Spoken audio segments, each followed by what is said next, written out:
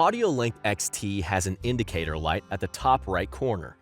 A pulsing green light indicates that AudioLink XT is switched on.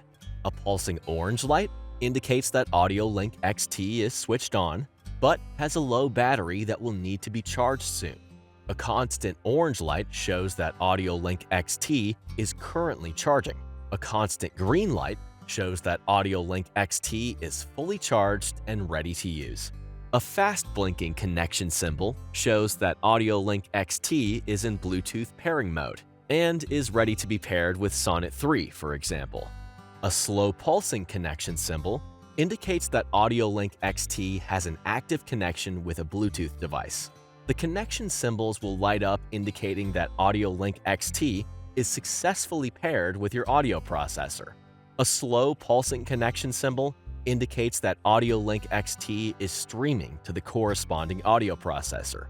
If your audio processor has switched off, for example due to a low battery, a fast pulsing connection symbol on one or both sides will be shown.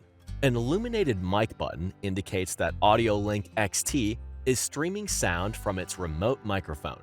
An illuminated mix button indicates that you are hearing mixed input from AudioLink XT and your audio processor microphones.